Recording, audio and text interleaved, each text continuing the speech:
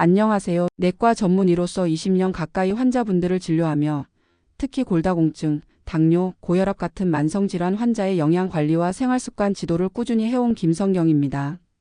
진료실에서 환자분들과 이야기를 나누다 보면 비타민 C만큼이나 비타민 D에 대해 궁금해하시는 분들이 정말 많습니다. 햇빛만 쬐면 충분한 거 아닌가요?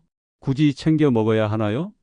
이렇게 묻는 분들이 많지만 정작 그 중요성을 제대로 알고 계신 분은 드뭅니다. 놀라운 건 우리나라 성인 남성의 70% 이상, 여성의 80% 이상이 비타민 D 부족 상태라는 사실입니다. 비타민 D는 뼈 건강뿐만 아니라 면역력, 암 예방, 정신 건강까지 좌우하는 핵심 영양소입니다. 부족하면 감염에 쉽게 걸리고 골다공증 위험이 높아지며 일부 연구에서는 특정 암 발병률이 증가한다고 보고되고 있습니다. 오늘은 좋다더라 수준이 아닌 의학적으로 검증된 비타민 D의 역할, 진료 현장에서 확인한 부족 원인, 그리고 안전하고 효과적인 보충 방법까지 차근차근 알려드리겠습니다. 이번 영상을 놓치지 않으시려면 지금 구독과 좋아요 눌러주세요.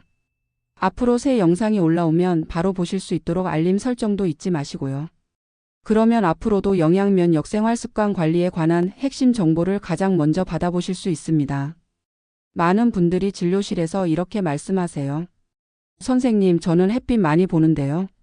하루에 마당도 쓸고 빨래도 밖에 널어요. 그럼 비타민 D는 충분하죠? 저도 예전엔 그렇게 단순하게 생각했습니다. 햇빛만 쬐면 비타민 D가 저절로 생기는 줄 알았거든요. 그런데 환자분들을 검사해보면 바깥 활동이 많은 분도 비타민 D가 부족한 경우가 정말 많았습니다.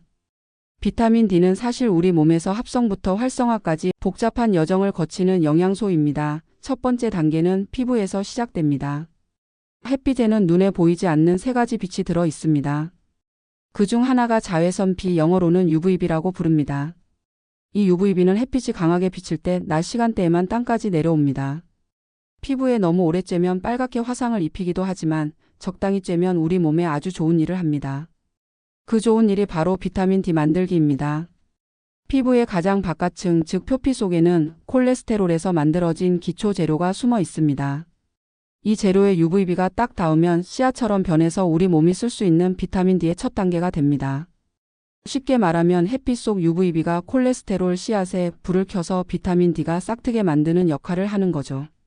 그래서 한낮에 잠깐 팔, 다리, 얼굴을 햇볕에 쬐어주는 게 뼈와 면역 건강에 큰 도움이 됩니다. 그런데 이 상태의 비타민 D는 아직 우리 몸이 바로 쓸 수 있는 완제품이 아닙니다. 두 번째 단계는 간에서 일어납니다. 피부에서 자외선 B를 받아 만든 비타민 D 씨앗 전구 물질이 피를 타고 간으로 가면 간에서 이 씨앗을 칼시페디올이라는 중간 형태로 바꿔줍니다. 제가 진료했던 70대 초반 환자분이 계셨는데 매일 햇볕 쬐고 산책도 하셨지만 비타민 D 수치가 여전히 낮았습니다. 검사를 해보니 간 기능이 약해서 피부에서 만든 씨앗을 중간 형태로 잘 바꾸지 못했던 겁니다. 즉 햇빛만 많이 쐬어도 간이 건강하지 않으면 비타민 D가 몸에서 쓸 수 있는 모양으로 잘 바뀌지 않는 경우가 있다는 거죠. 세 번째 단계는 신장에서 이루어집니다. 간에서 중간 형태로 바뀐 비타민 D가 신장에서 칼시트리올이라는 활성형 비타민 D로 변합니다. 이 활성형이야말로 뼈를 튼튼하게 하고 칼슘인 흡수를 돕고 면역력까지 조절하는 진짜 주인공입니다. 신장 기능이 약해진 어르신들은 이 단계가 잘 안 돼서 아무리 햇빛을 봐도 몸에서 쓸 수 있는 양이 부족해질 수 있습니다. 여기서 중요한 건 이 세 단계 중 하나라도 잘 안 되면 비타민 D가 부족해진다는 겁니다.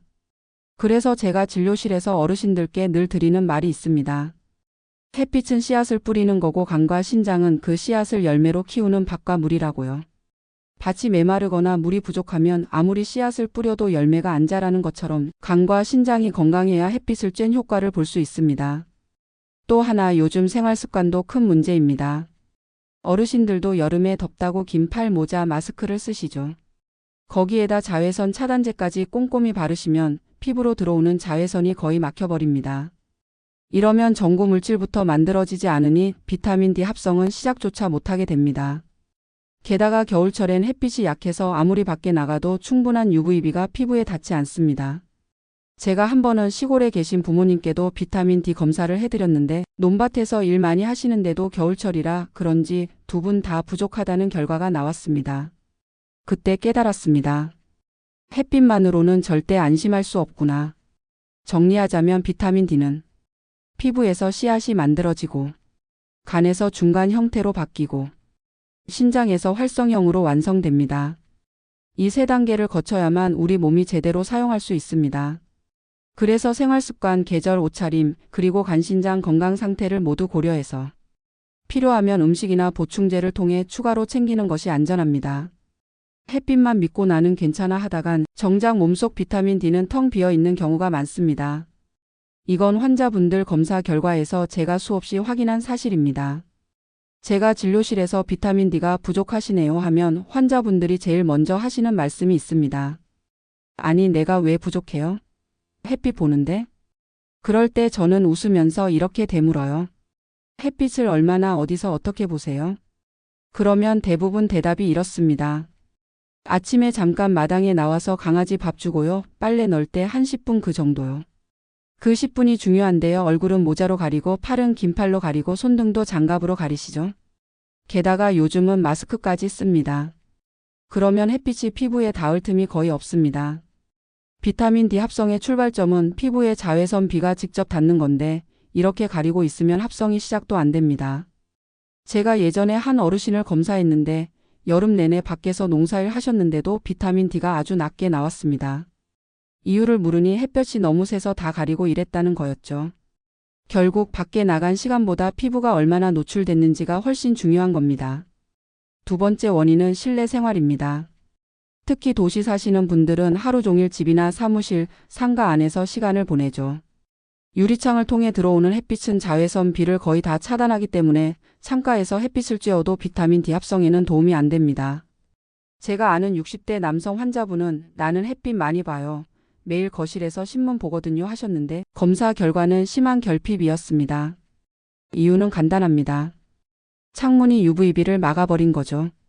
세 번째는 계절과 날씨입니다.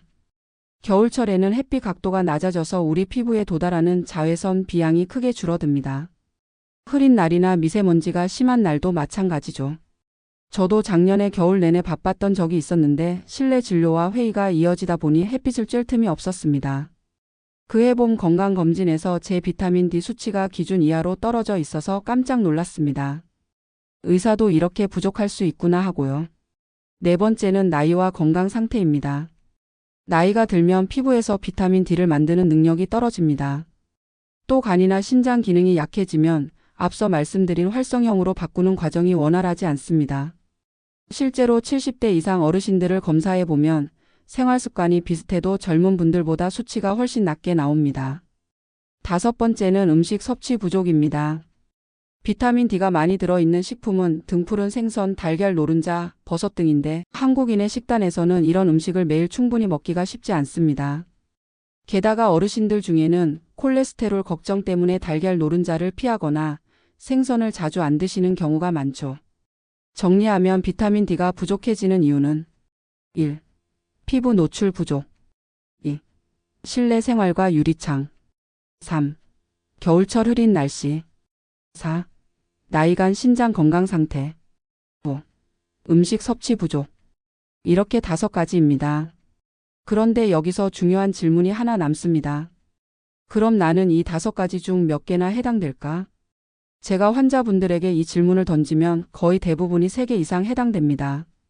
그렇다는 건 생각보다 훨씬 많은 분들이 결핍 위험군이라는 거죠. 다음 단계에서 이렇게 부족해졌을 때 우리 몸에서 무슨 일이 벌어지는지 그리고 그냥 방치하면 어떤 위험이 생기는지 말씀드리겠습니다. 아마 들으시면 내가 이걸 절대 가볍게 넘기면 안 되겠구나 하고 느끼실 겁니다. 제가 진료실에서 비타민 D 수치가 낮다고 말씀드리면 많은 분들이 이렇게 말씀하십니다. 뼈는 아직 멀쩡한 것 같은데 굳이 챙겨야 하나요? 그런데요, 비타민 D의 역할은 단순히 뼈 건강에만 있는 게 아닙니다. 우리 몸 전체의 건강과 직결돼 있습니다. 비타민 D가 부족하면 제일 먼저 뼈가 약해집니다. 비타민 D는 칼슘과 인이 몸속에 흡수되도록 도와주는 운반체 같은 역할을 합니다. 이게 부족하면 음식에서 칼슘이 들어와도 뼈로 가지 못하고 그냥 빠져나가 버립니다. 그 결과 뼈가 점점 약해져서 작은 충격에도 금이 가거나 부러질 수 있습니다. 특히 허리나 무릎 통증이 잦아지고 골다공증 위험도 높아집니다. 실제로 제가 만난 70대 여성 환자 한 분은 겨울 내내 비타민 D가 부족한 상태를 방치하다가 집에서 가볍게 넘어진 것만으로 골절이 생겼습니다. 비타민 D 결핍은 근육에도 영향을 줍니다. 다리 힘이 약해지고 걸을 때 휘청하거나 쉽게 넘어질 수 있습니다. 80대 어르신 한 분은 자꾸 다리에 힘이 없어요 하셨는데 검사해보니 비타민 D 수치가 아주 낮았습니다. 보충을 시작하고 몇 달이 지나자 걸음걸이가 한결 안정됐습니다. 면역력도 떨어집니다. 비타민 D는 면역세포가 제 역할을 하도록 돕는 조절자 역할을 합니다. 부족하면 감기, 폐렴, 요로 감염 같은 질환에 더 잘 걸립니다. 특히 겨울철이나 병원 퇴원 직후 결핍 상태라면 회복이 더디고 재감염 위험도 높아집니다. 만성질환에도 영향을 줍니다. 당뇨, 고혈압, 심혈관 질환 환자에서 비타민 D가 부족하면 혈당과 혈압 조절이 어려워지고 혈관 염증 반응이 심해질 수 있습니다. 저는 당뇨 환자 진료할 때 꼭 비타민 D 수치를 확인합니다. 충분히 채워주면 혈당 안정성이 좋아지는 경우를 여러 번 봤습니다. 암과의 연관성도 무시할 수 없습니다. 연구에 따르면 비타민 D 부족이 일부 암, 특히 대장암이나 유방암의 발병 위험과 관련이 있다는 결과가 있습니다. 물론 비타민 D 하나로 암을 막을 수는 없지만 부족하면 위험이 올라갈 가능성이 있는 거죠. 그리고 비타민 D는 뇌 건강에도 관여합니다. 세로토닌, 도파민 같은 기분과 관련된 신경 전달 물질 합성에 도움을 줍니다. 부족하면 우울감이나 무기력, 기억력 저하가 나타날 수 있습니다. 60대 남성 환자 한 분은 이유 모를 피로와 무기력을 호소했는데 비타민 D를 보충하니 기분과 집중력이 좋아졌다고 하셨습니다. 이렇게 보면 비타민 D 결핍은 단순히 뼈 문제만이 아니라 근육, 면역, 만성질환, 암, 심지어 기분과 기억력까지 온몸에 영향을 미치는 조용한 적이라고 할 수 있습니다. 그래서 저는 항상 말씀드립니다. 비타민 D 부족은 당장 눈에 띄는 증상이 없다고 그냥 넘기면 조금씩 우리 몸을 무너뜨린다. 다음 단계에서는 이렇게 중요한 비타민 D를 어떻게 하면 생활 속에서 안전하고 효과적으로 채울 수 있는지 구체적인 방법을 알려드리겠습니다. 이 부분이 오늘 이야기의 핵심이니 꼭 끝까지 들어주세요. 이제 마지막으로 부족한 비타민 D를 어떻게 하면 생활 속에서 안전하고 효과적으로 채울 수 있는지 말씀드리겠습니다. 먼저 햇빛 노출입니다. 비타민 D는 햇빛 속 자외선 B가 피부에 닿아야 합성이 시작됩니다. 의학적으로 가장 좋은 시간은 오전 10시부터 오후 2시 사이입니다. 하루 15분에서 30분 정도 팔과 다리, 얼굴 일부를 햇빛에 직접 노출하는 것이 좋습니다. 옷이나 마스크, 자외선 차단제를 바르지 않은 부위여야 합니다. 겨울철이나 흐린 날에는 이 시간에 나가더라도 충분히 합성이 안 될 수 있으니 계절에 따라 보충제를 병행하는 게 안전합니다. 두 번째는 음식 섭취입니다. 비타민 D가 풍부한 식품으로는 연어, 고등어, 청어 같은 등푸른 생선, 달걀, 노른자, 표고버섯, 양송이버섯 등이 있습니다. 하지만 음식만으로 하루 필요량을 채우기는 쉽지 않으니 생활습관이나 건강 상태에 따라 보충제를 고려해야 합니다. 세 번째는 보충제 복용입니다. 비타민 D는 지용성 비타민이라 기름기 있는 음식과 함께 먹어야 흡수가 잘 됩니다. 점심이나 저녁처럼 식사량이 충분할 때 복용하는 것이 좋습니다. 하루 권장량은 성인 기준 800IU 정도이며 결핍 상태라면 의사의 처방에 따라 더 높은 용량을 일정 기간 복용할 수 있습니다. 네 번째는 정기 검사입니다. 비타민 D는 부족해도 특별한 증상이 없는 경우가 많기 때문에 1년에 한 번 정도 혈액 검사를 통해 확인하는 것이 좋습니다. 특히 골다공증 환자, 당뇨 환자, 고혈압 환자, 노년층, 실내 생활이 많은 분들은 정기적으로 체크하는 것이 필요합니다. 마지막으로 생활 패턴에 맞춘 습관 만들기입니다. 아침에 마당을 쓸 때 모자와 장갑을 잠시 벗고 팔과 다리를 햇빛에 노출시키세요. 점심이나 저녁 식사 때는 등푸른 생선이나 달걀 요리를 곁들이고 이때 비타민 D 보충제를 함께 드시면 좋습니다. 주 2, 3회는 야외에서 가벼운 산책을 하며 햇빛을 쬐는 것도 권합니다. 비타민 D는 한번 챙긴다고 효과가 나는 게 아니라 꾸준히 관리해야 합니다. 적정량을 지키면서 햇빛 음식 보충제를 적절히 조합하는 것이 가장 안전하고 효과적인 방법입니다. 제가 진료실에서 늘 드리는 말이 있습니다. 비타민 D는 햇빛, 식탁, 알약 세 가지를 모두 활용해야 완성됩니다. 오늘 말씀드린 것처럼 비타민 D는 햇빛과 음식만으로 충분히 채우기 어려운 경우가 많습니다. 특히 겨울철 실내 생활이 많거나 피부가 잘 타서 햇빛을 피하는 분, 60세 이상 고령층, 골다공증 환자, 간신장 질환이 있는 분, 그리고 혈액 검사에서 25D 수치가 낮게 나온 분들은 의사와 꼭 상의하셔서 보충제를 고려하시는 것이 좋습니다. 하지만 무조건 많이 먹는 것은 절대 금물입니다. 성인의 하루 권장량은 800IU 정도이고 결핍이 심한 경우에는 반드시 의사와 상담 후 고용량을 복용해야 합니다. 일반적으로 하루 4000IU가 상한선이며 임신부나 특정 질환이 있는 분들은 이보다 적게 복용해야 할 수 있습니다. 비타민 D는 지용성 비타민이라 과하게 섭취하면 혈중 칼슘이 과도하게 올라가거나 신장 결석 같은 부작용이 생길 수 있습니다. 결국 중요한 건 본인의 건강 상태를 정확히 알고 검사와 상담을 거쳐 맞춤 복용을 하는 것입니다. 오늘 영상이 도움이 되셨다면 구독과 좋아요 눌러주시고 비타민 D 제대로 챙기겠습니다 또는 숫자 1을 댓글로 남겨서 스스로의 건강 다짐을 기록해 보시기 바랍니다. 여러분의 작은 클릭이 앞으로도 정확하고 믿을 수 있는 건강 정보를 계속 전해드리는 힘이 됩니다. 감사합니다.